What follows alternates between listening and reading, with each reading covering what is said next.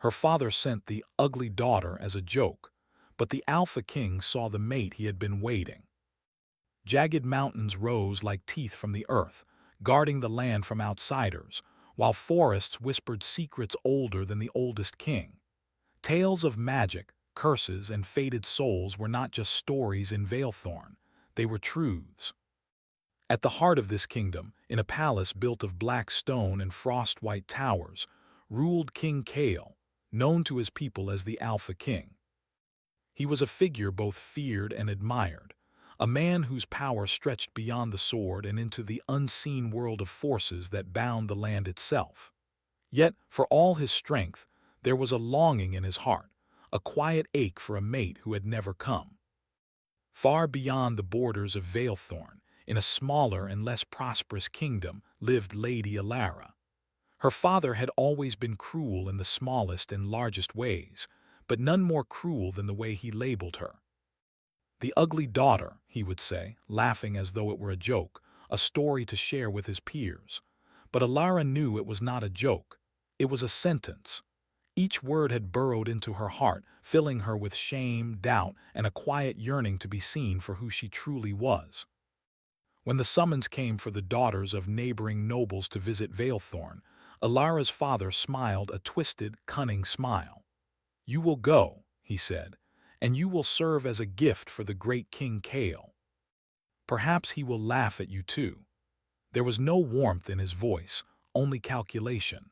For Alara, it was the only chance to leave her father's shadow, to step into a world she had only heard about in fearful whispers. She packed a small bundle of clothes, her few personal treasures, and the fragile hope that perhaps the world was larger and kinder than the one she had always known. The journey to Valethorn was long and treacherous. The roads were thin ribbons of dirt winding through mountains, with cliffs that fell away into misty voids. Travelers spoke of spirits that roamed these paths at night, of creatures that listened to the whispers of the wind. Alara, though frightened, pressed forward, drawing strength from the thought that she could at least face the world on her own. Her reflection in the small mirror she carried seemed small and plain, and yet she stared at it with a quiet determination. "I am not just what he says," she whispered to herself. "I am more than this." At last, the silhouette of Valethorn emerged from the fog. The palace towers stretched high, black against the silver-gray sky, their spires like claws reaching toward the clouds. Guards clad in black and silver armor approached as her carriage drew near, their faces hidden beneath iron helmets. Alara stepped down carefully, her feet touching the stone courtyard that seemed to hum with invisible energy. She felt the air thick and alive, as though the land itself was watching her arrival. Inside, the palace was both terrifying and beautiful. Shadows moved along the walls as if they had minds of their own. The hallways smelled of stone, wax, and the faint scent of something older, something eternal. Courtiers looked at her with a mixture of curiosity and cruel amusement, their whispers following her like a wind of sharp knives. "The ugly daughter," she heard, and her cheeks burned, though she forced herself to lift her chin. At the center of the palace stood Kale. He was tall, with broad shoulders and hair as dark as the midnight sky. His eyes were silver-gray, piercing and thoughtful, scanning all who approached him with an intensity that made them shrink beneath his gaze. When he looked at her, something strange stirred. Unlike the others, he did not laugh or whisper. Instead, he simply watched, as though seeing past her outward appearance, past her fears and straight into her heart. Alara felt her breath catch. She wanted to look away, to hide in the corner of the hall, but something inside her did not allow it. She held his gaze, trembling, unsure if it was courage or fear that kept her standing.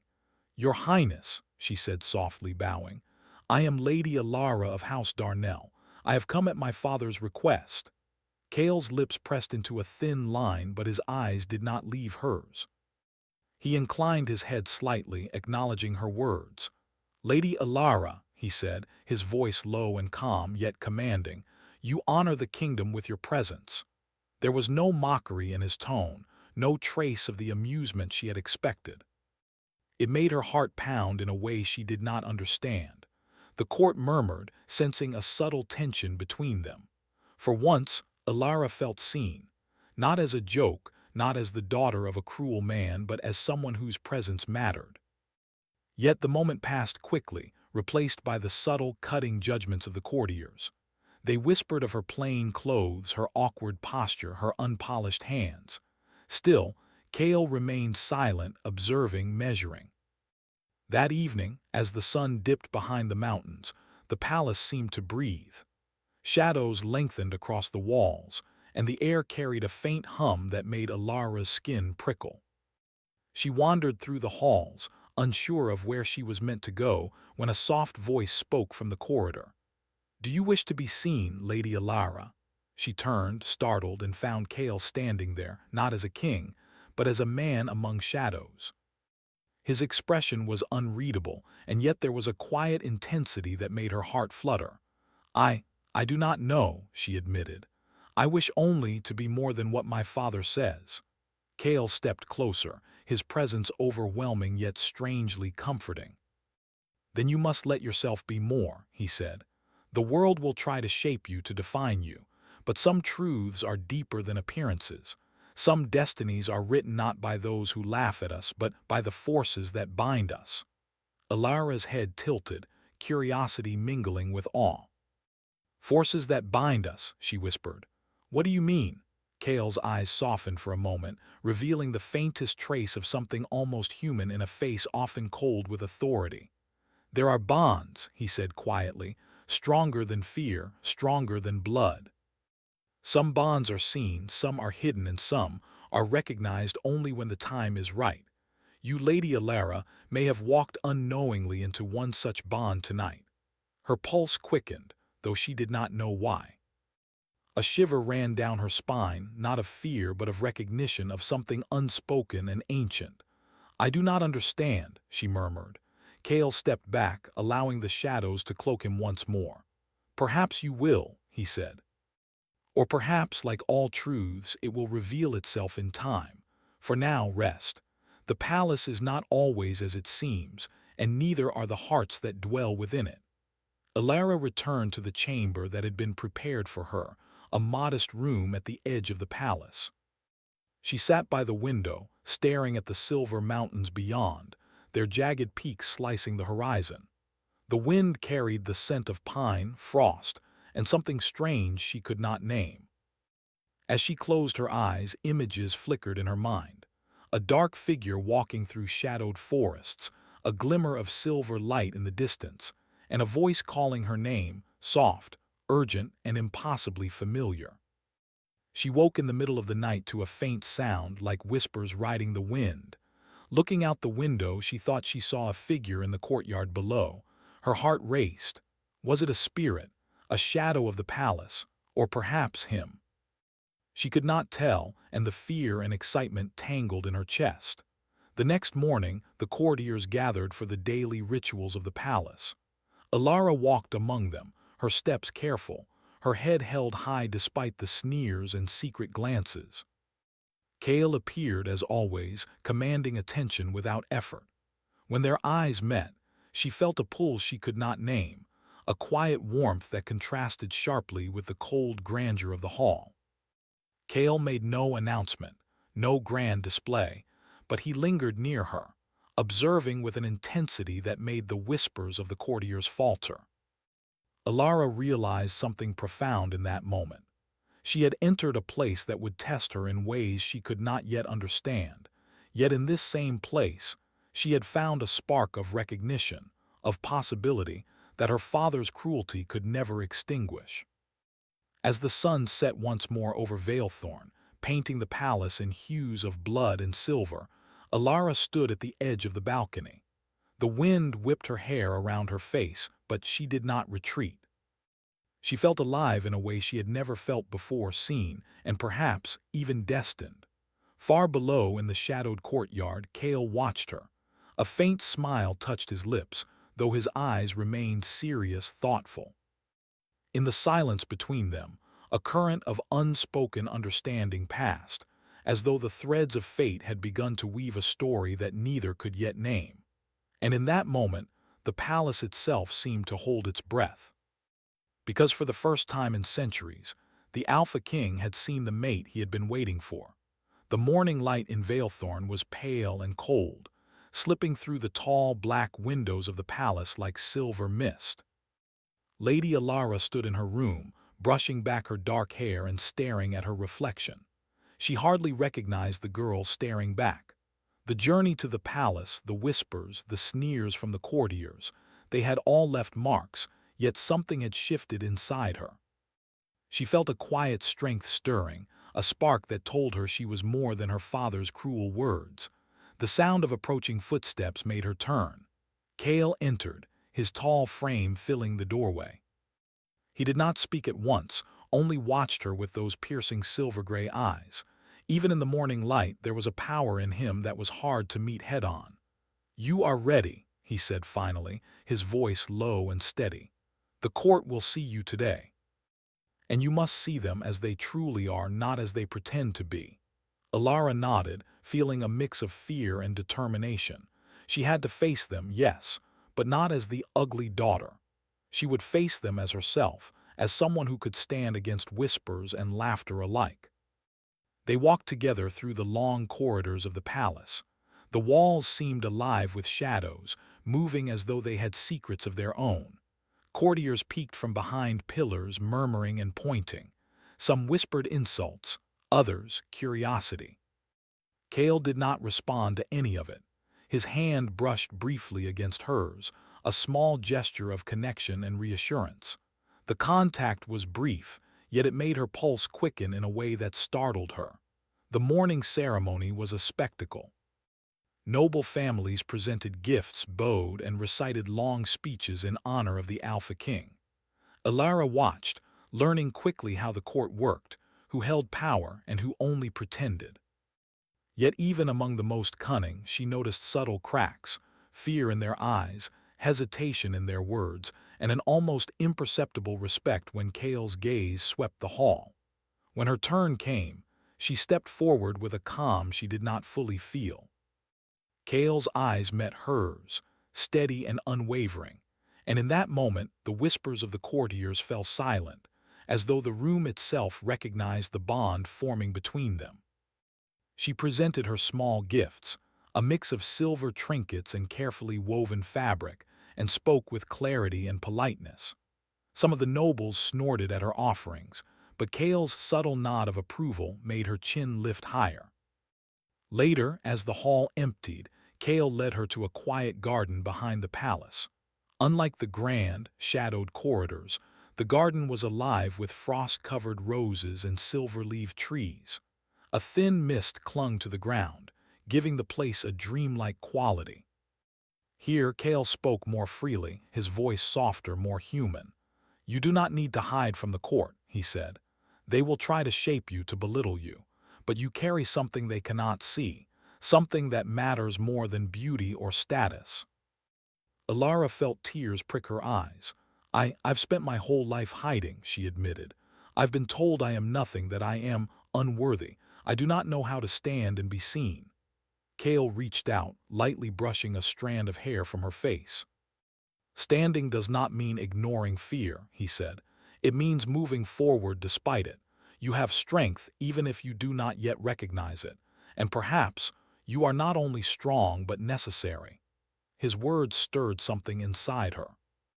For the first time she dared to imagine that she might matter, not only in the court but to someone as powerful, as feared as Cale. The pull she had felt upon arrival, the strange warmth, the sense of recognition, grew stronger, intertwining with something deeper, more profound. The days that followed were a test. Alara learned the rhythms of the court, the hidden rules, and the subtle manipulations of those who sought to gain favor. Cale watched from a distance, stepping in only when necessary to shield her from the cruelest whispers or the most dangerous schemes. Though his presence was protective, it was also enigmatic.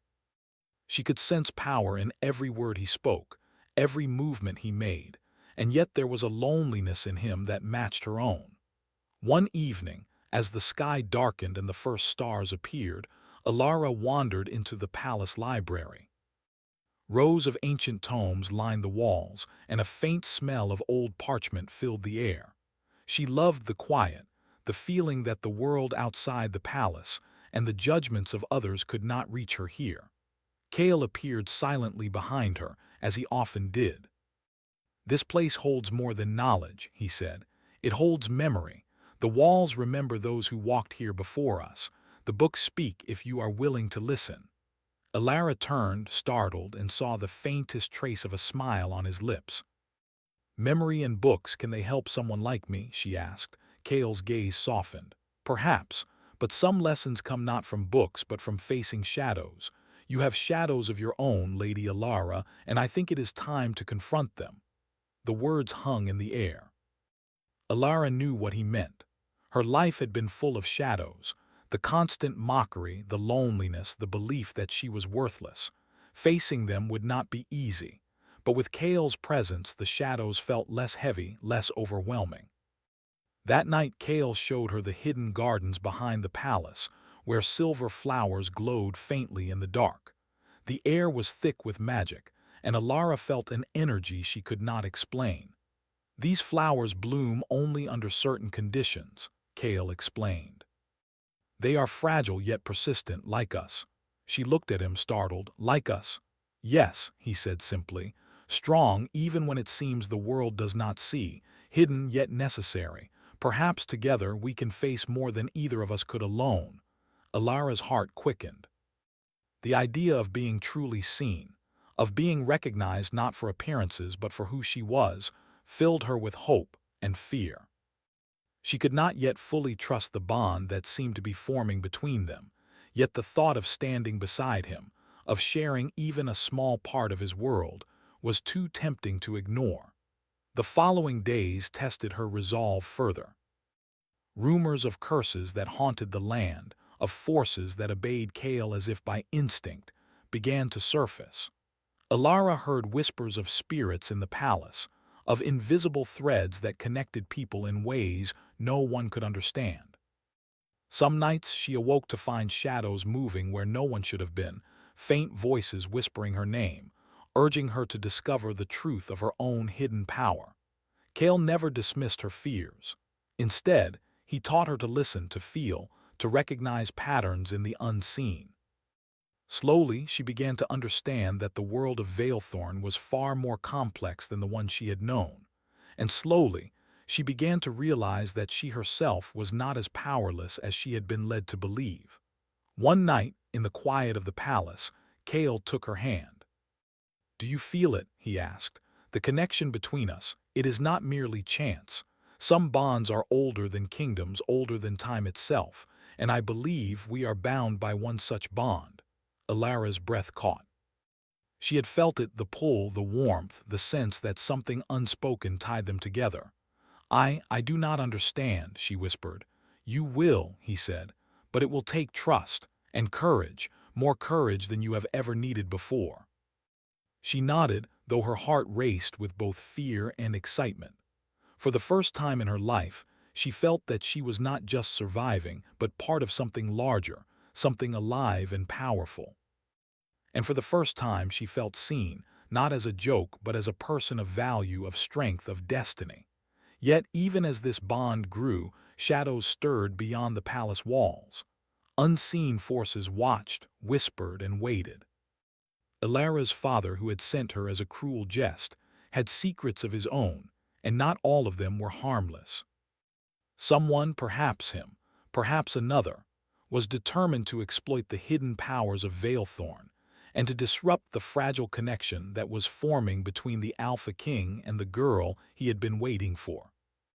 One evening, as the moon rose full and bright, Alara sensed movement in the garden below her chamber window. Shadows shifted unnaturally among the silver flowers. Heart pounding, she stepped closer and saw a figure standing just beyond the trees. The figure was cloaked, its face hidden, yet she felt the weight of its gaze. Before she could call for help, Kale appeared silently at her side. He did not speak at first, simply observing the garden, his hand lightly resting on hers, grounding her. The figure vanished as suddenly as it had appeared, leaving only a faint scent of iron and earth. "You felt it too," Kale said, his voice calm yet edged with concern. "There are forces at work here. Not all are friendly and not all are known, but we will face them together." Alara nodded, gripping his hand. Fear was still there, yes, but so was something stronger: courage, determination, and the first glimmers of trust. She was no longer the ugly daughter who had been sent as a joke. She was a part of something larger, something alive with danger, magic, and possibility. As they looked out over the silver-lit garden, a sense of purpose settled over Alara. The palace, the court, even the shadows themselves, it all mattered less than the bond forming between her and Kale. And though the path ahead was uncertain, she knew one truth clearly. She would not run, she would not hide, and she would face whatever shadows came with the Alpha King at her side. But far beyond the palace walls, unseen eyes watched. Plans were being made. Secrets waited to be revealed. And the bond between the Alpha King and his fated mate was about to be tested in ways neither could yet imagine. The palace of Veilthorn had never felt so alive, or so threatening. Shadows twisted along the walls, lengthening unnaturally as if they had wills of their own.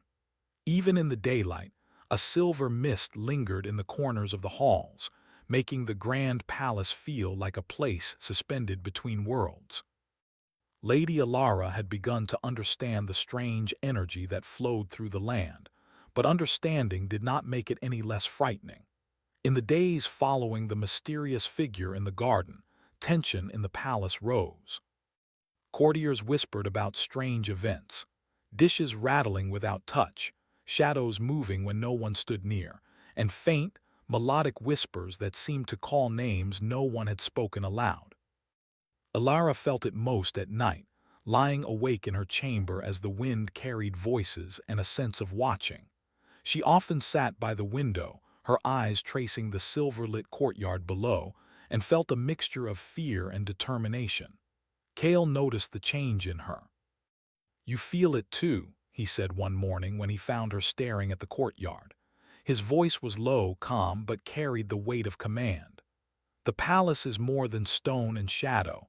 It remembers, it feels, and sometimes it warns us." "You are not imagining the presence of something more." Alara nodded slowly. "It's frightening," she admitted, "but also powerful. I feel like it is calling me, though I don't know why." Kale studied her for a moment. "That is because you are part of it," he said softly. "You carry something hidden, something older than your own understanding. You are more than the daughter your father says you are. Perhaps even more than you know yourself to be." The words sent a shiver down her spine. She had never felt truly seen, truly recognized, not by anyone, not even by herself. And yet here was the Alpha King, the man whose presence commanded the court, the land, and perhaps even fate itself, telling her she was more. That afternoon, Kale led her into the deepest halls of the palace, places where only the most trusted courtiers and family members were allowed. They entered a chamber filled with ancient tapestries, their threads depicting battles and legends long forgotten. The air smelled of old parchment and incense, and the light from the narrow windows painted the room in patterns of silver and shadow. "This is the Hall of Memories," Kale said. "It holds the stories of kings, queens, and warriors. Some are forgotten by history, but the land remembers them. You will learn from them if you are willing." Alara walked among the tapestries, her fingers lightly brushing the threads. Each story seemed alive, whispering secrets she could almost understand. A tapestry showing a queen holding a glowing flower made her pause. The light in the threads reminded her of the silver flowers in the hidden garden. "These flowers," she said quietly, turning to Kale, they seem connected to something." Kale nodded. "Yes. There is magic in Veilthorn that runs through the blood, through the land, and sometimes through people. It chooses, not always clearly, and it tests those it touches. You are one of those chosen, Alara. That is why you are here, and why the bond between us is important." Alara's heart pounded. chosen, bond. She had not expected to be anything more than a joke sent by her father. The idea that she might hold importance, power even, filled her with awe and fear in equal measure. The first warning came that evening. A sudden chill swept through the palace, colder than any winter night she had known. Candles flickered as shadows stretched along the walls, twisting into shapes that were almost human. The whispers returned, clearer now, calling names, urging, warning. Alara shivered. Kale appeared beside her without a sound. "The curse is awakening," he said quietly. "It is old, tied to the blood of those who sit on this throne, and it responds to threats, both known and unknown. You are connected to it now more than you realize." Alara looked at him, fear brimming in her eyes. I don't know if I can do this," she admitted. "I am not strong like you and the court. They will never see me as anything more than a joke." Kale's expression softened. "Strength is not measured only by sword or power. It is measured by courage, by the heart, by the willingness to face what others cannot. You have all of that, Alara. Perhaps even more than me. That is why this bond, this connection, is so important. Together, we can face the curse and whatever forces wish to manipulate it." The days that followed were filled with tests. Strange incidents occurred in the palace. Meals spoiled in an instant, shadows forming shapes that vanished before anyone could touch them, and whispers that carried knowledge Alara could not understand. She began to feel the magic stirring inside her, a subtle connection to the land, the shadows, and even to Kale himself. One night, while wandering through the hidden gardens, she touched the glowing silver flowers. Energy pulsed through her fingers, faint at first, then stronger, as if the flowers recognized her presence. Kale watched silently from the shadows. "You feel it," he said. "The land, the bond, the magic. It is calling to you, teaching you." Alara closed her eyes, letting the energy flow through her. It was frightening, overwhelming, yet beautiful. She realized that she was not powerless, far from it. The ugly daughter her father had mocked was becoming something else, someone capable of shaping fate rather than being shaped by it. But danger was never far behind. News arrived that her father, furious that his joke had failed, had begun conspiring with enemies of Veilthorn. His plans involved ancient knowledge of the curse, using it to destabilize the kingdom and claim power. Alara's heart ached. She had left his cruelty behind, yet his shadow now threatened the land she had come to care for, and the bond she shared with Kale. Kale took her hand that evening, leading her to the palace ramparts. "Your father cannot touch what is beyond his understanding," he said. "But you must be ready. The curse will test us, and it may take everything we hold dear to control it." Alara looked out over the jagged mountains, silver mist curling in the valleys below. "I am ready," she said, though her voice trembled. "I will not hide anymore, I will face it." Kale nodded, a faint smile touching his lips, though his eyes remained serious. "Good," he said. "Because the test begins tonight." As darkness fell, the palace trembled. The wind carried strange sounds, a mix of whispers and distant cries.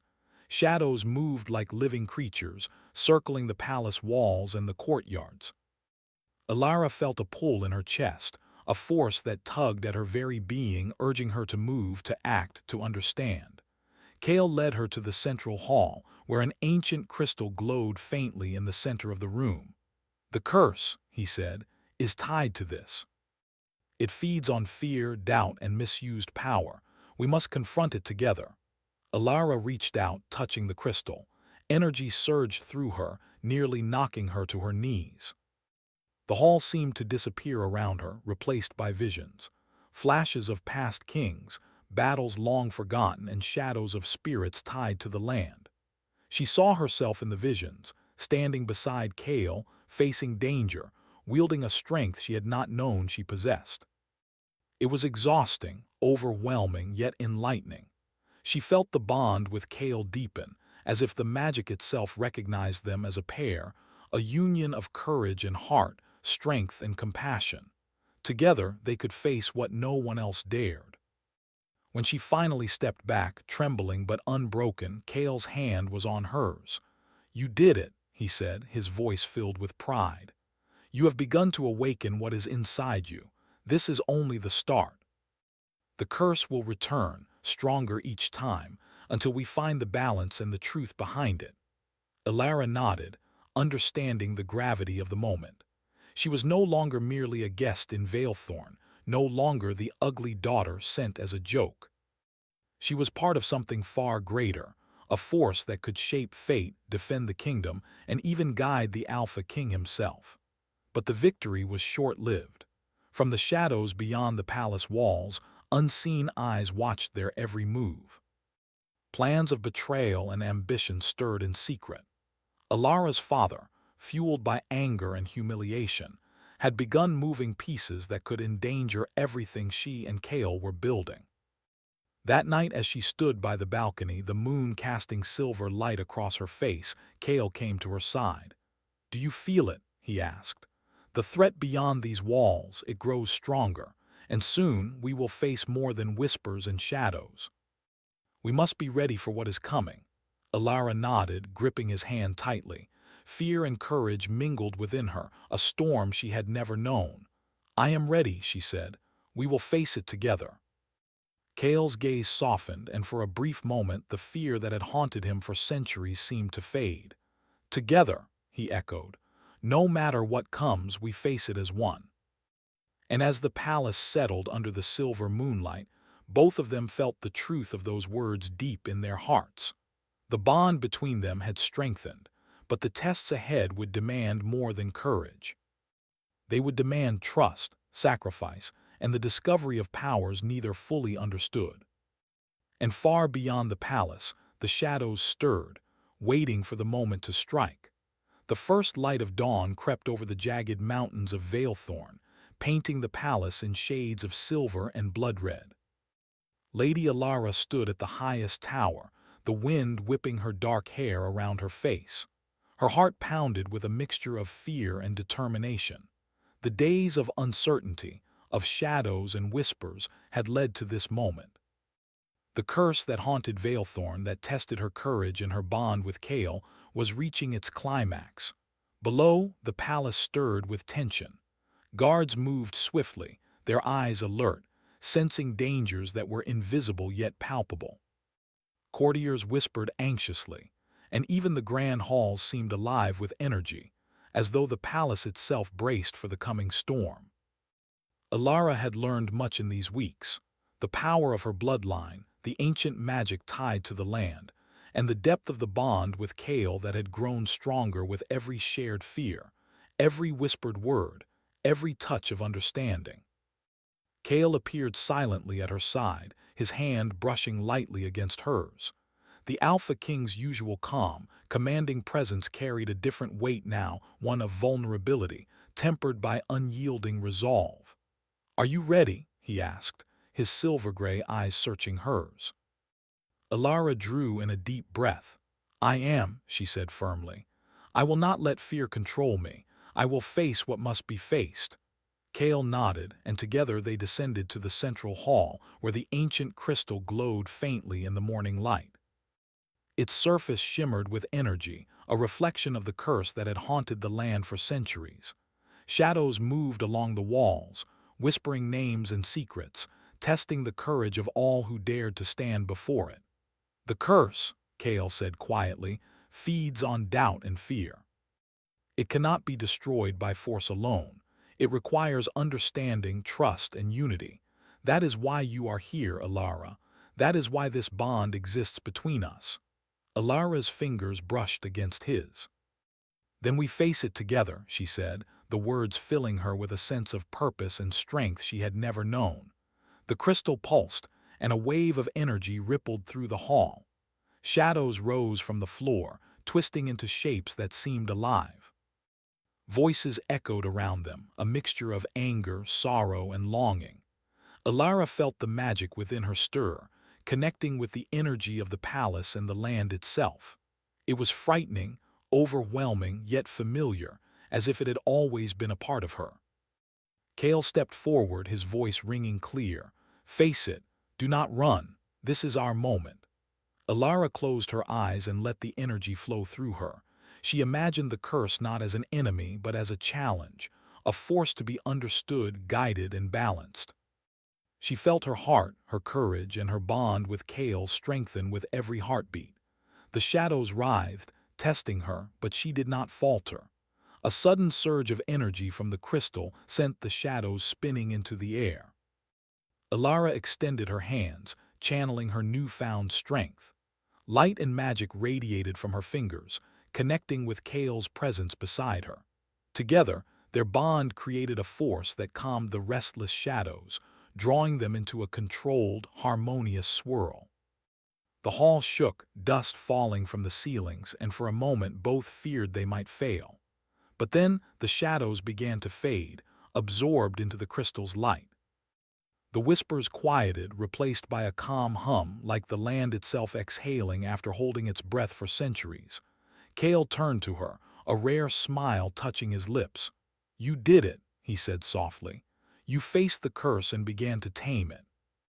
The palace, the land, it recognizes you now. It respects you." Alara's chest swelled with a mixture of pride and relief. She had come as the ugly daughter, a joke in her father's cruel mind. Now she was no longer a bystander. She was part of something larger, a force of balance, courage, and destiny. But victory was not yet complete. Beyond the palace walls, a figure emerged from the mist, Alara's father. His face was twisted with anger and fear. The old man had sought to manipulate the curse, to destabilize Veilthorn and claim power for himself.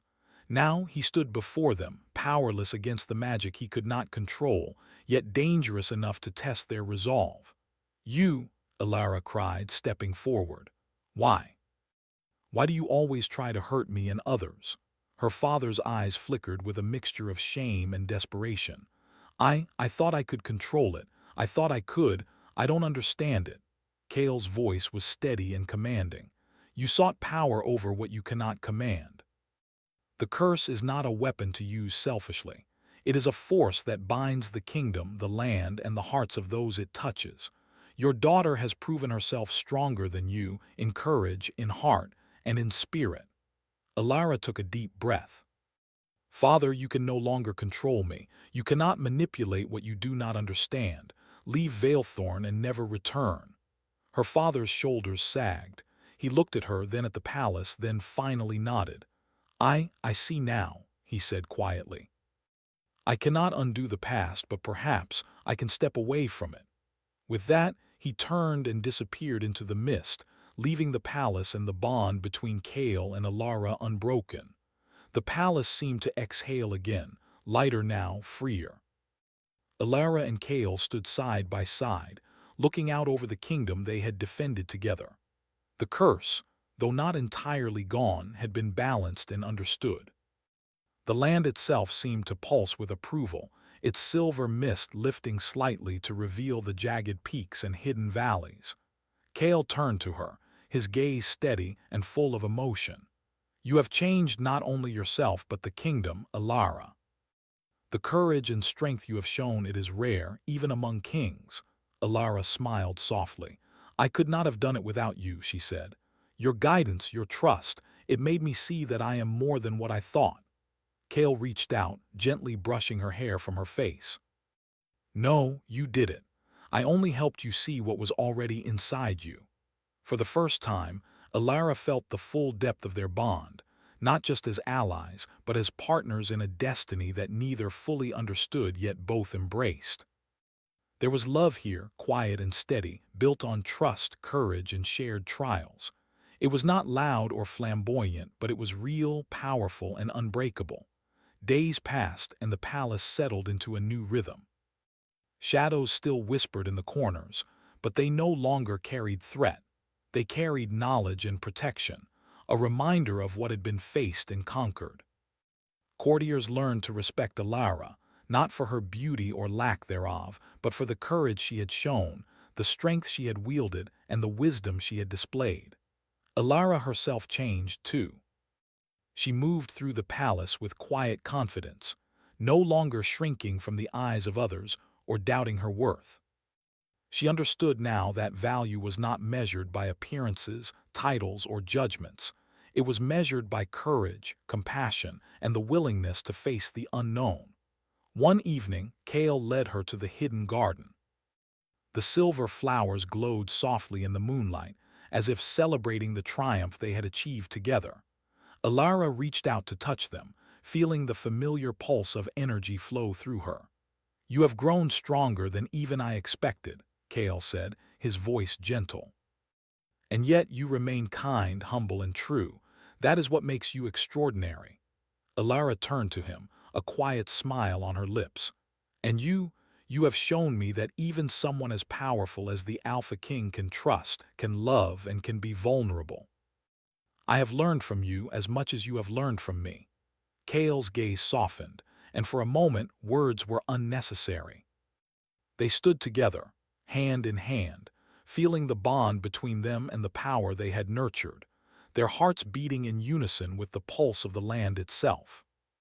And though the curse had tested them, the trials had also revealed something far more valuable: the strength of trust, the courage to face shadows, and the transformative power of love. The palace of Veilthorn, once a place of fear and shadow, now seemed alive with hope and renewal.